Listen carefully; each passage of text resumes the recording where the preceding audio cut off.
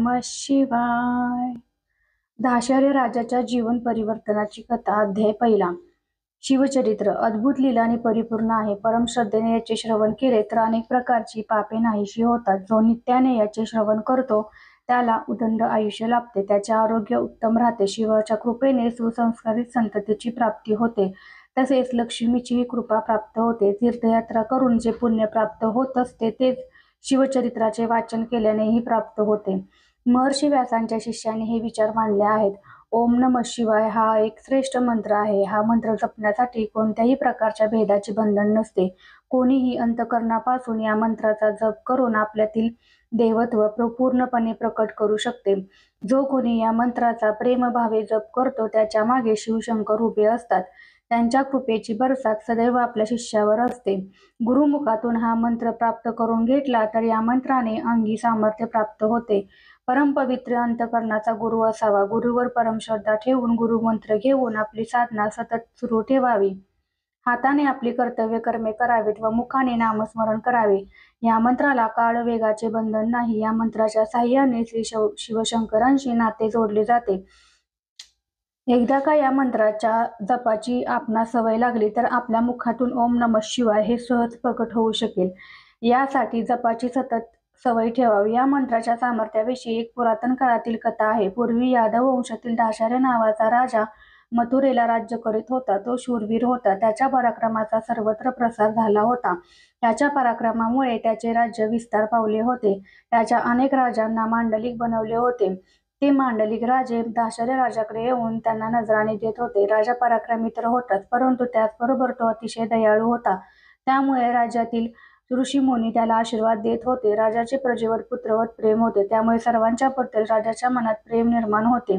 त्यापेक्षा कितीतरी जादा पटीने प्रजेचे राजावर प्रेम होते. राजा दानशूरही होता. गोरगरिबांना तो दानधर्म करीत असे. राजाने अनेक प्रकारच्या कलाही शिकून घेतल्या होत्या. दाशर्य राजाचा सर्वजण आदर करत होते. राजाही सर्वांशी नम्रतेने वागत असे. राजाची पट्टराणी कलावती होती. ती धर्मशस्त्र वाराणसीची राजकन्या होती. ती दिसावयास सुंदर होती. तिची कांती चंद्रासमान तेजस्वी होती. तिच्या चेहऱ्यावर सदैव स्मित हास्य असे. राजावर ती नितांत प्रेम करत असे. राजाचेही तिच्यावर अपार प्रेम होते. एके दिवशी राजा आपल्या राणीची वाट पाहत होता. रात्रीची वेळ होती. बराच वेळ झाला तरी राणी आली नव्हती. राजाने राणीला येण्यासंबंधी निरोप पाठवला तरी राणी आली नाही. राजाला काही कळेना. राजा स्वतःहून राणीकडे गेला. राणीची भेट झाली. राजा म्हणाला, राणी, माझे काही चुकले आहे काय? तू माझ्यावर का बरे रागवली आहेस? राणी राजाला समजावून सांगू लागली, हे प्राणनाथ, आपण माझे जीवन सर्वस्व आहात. आपली आज्ञा मी सदैव पालन करीत आले आहे, परंतु आज आपली आज्ञा पालन केली नाही. याचे कारण म्हणजे मी व्रतस्थ आहे. व्रतस्थ स्त्रीने पतीपासून दूर राहावे असे शास्त्रवचन आहे. शास्त्रवचनाचा भंग केला तर याचे प्रायश्चित मला व तुम्हाला भोगावं लागेल. त्यामुळे मी आज आपणाकडे येऊ शकले नाही. त्याबद्दल आपण मला क्षमा करावी. राणी त्याला सांगत होती, मी व्रतस्थ आहे, आपण मला स्पर्श करू नका. परंतु ते काही न ऐकताच राजा राणीला स्पर्श करण्याचा प्रयत्न करू लागला. राजाने ज्यावेळी जबरदस्तीने राणीला स्पर्श केला त्यावेळी त्याचे हात अग्नीला स्पर्श केल्याप्रमाणे होरपळून निघाले. राजा घाबरला. त्याला आपली चूक कळाली. राणी कलावती राजास म्हणाली, महाराज, असे का झाले आहे ते मी स्पष्ट सांगते. दुर्वास मुनी हे तर माझे गुरु. त्यांनी मला ओम नमः शिवाय हा पंचाक्षरी मंत्र दिला. त्या मंत्राचा मी अहोरात्र जप करते. हा जप अत्यंत शक्तिशाली आहे. या जपामुळे माझे हृदय परमपवित्र झाले. त्यामुळे आपण तर आता कामातूर झाला आहात. त्यामुळे मला स्पर्श केल्याबरोबर आपले हात होरपळून निघाले.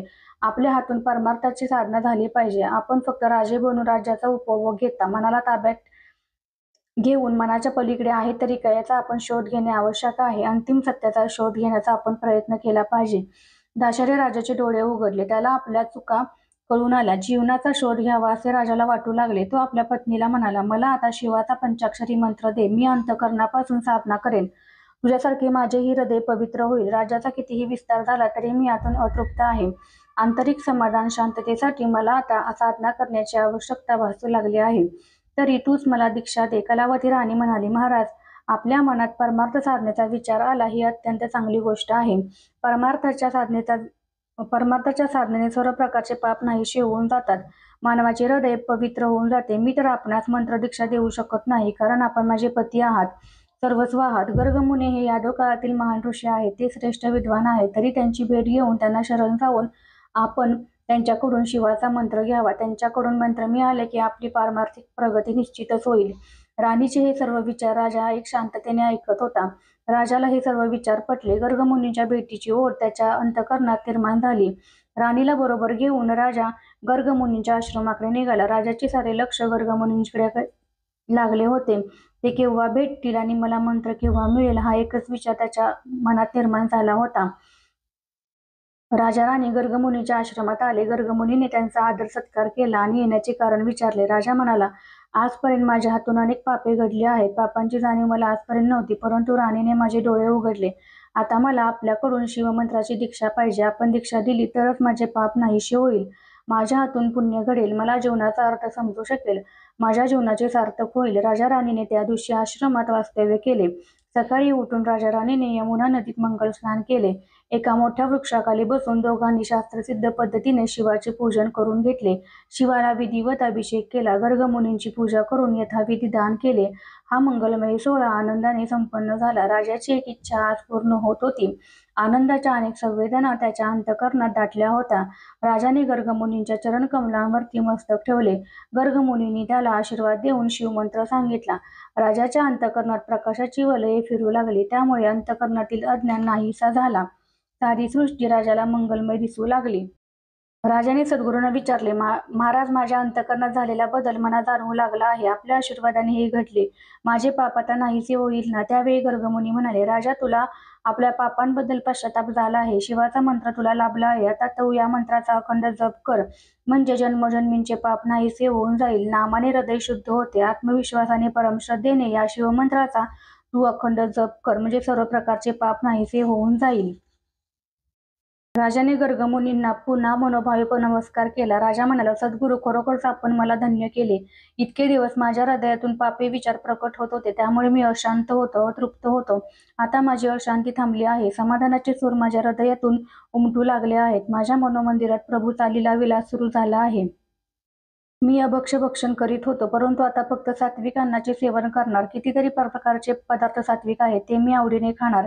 मी अंमली पदार्थाचे सेवन करत होतो, आता मी ते बंद करणार. अनेक प्रकारच्या व्यसनाने जीवनाचा नाश होतो, याची मला जाणीव झाली आहे. परस्त्रीबद्दल माझ्या मनात पापी विचार निर्माण होत होते. शिवमंत्राने माझे हृदय परमपवित्र होत चालले आहे. माझ्या हातून गुरूंची निंदा होत होती. सद्गुरूंच्या परमपावन स्पर्शेने जीवन किती बदलते याची मला आता खरी जाणीव झाली आहे. माझ्या हातून अनेकांची निंदा होत होती, मी आता बंद केली आहे. सर्वांच्या बद्दल आदराची भावना निर्माण झाली आहे. शंकर आणि विष्णू यांच्यामध्ये मला भेद वाटत होता. आता कोणत्याही प्रकारचा भेदभाव माझ्या मनात राहिला नाही. माझ्या हातून अनेक प्रकारची छोटी मोठी पापे घडत होती, परंतु आता मी सावध झालो आहे. पापाचे विकार संपत चालले असून पुण्याचे विचार वाढू लागले आहेत. पत्नीने मला सावध केले. आपण मला शिवमंत्र देऊन माझ्यावर परम उपकार केले आहेत. आई वडील जन्म देत असले तरी जीवनाचे ज्ञान सद्गुरूंच्याकडून प्राप्त होत असते. जे सद्गुरूंवर विश्वास ठेवत नाही त्यांना जीवनाचा अर्थ कळत नाही. सद्गुरूंना मनोभावे शरण जाऊन जीवनाचा अर्थ समजून घ्यावायचा असतो. राजाला सद्गुरूंच्याकडून ओम नमः शिवाय हा महान मंत्र मिळाला होता. सद्गुरूंना साष्टांग प्रणिपात करून राजा व राणी आपल्या राज्यात परत आले. राजाने परम श्रद्धेने हा मंत्र जप सतत सुरू ठेवला. त्यामुळे राजाचे हृदय परम पवित्र होऊ लागले. राजाच्या हृदयाचे परिवर्तन झालेले पाहून सर्व प्रजेलाही आनंद झाला. राज्यात शिवाची पूजा मोठ्या प्रमाणात होऊ लागली. उत्सवही मोठ्या प्रमाणात होऊ लागले. राजा राणीचा प्रपंच सुखी संपन्न होऊ लागला. दोघांनाही एकमेकांपासून प्रेम लावले. ते प्रजेवर पुत्रवत प्रेम करू लागले.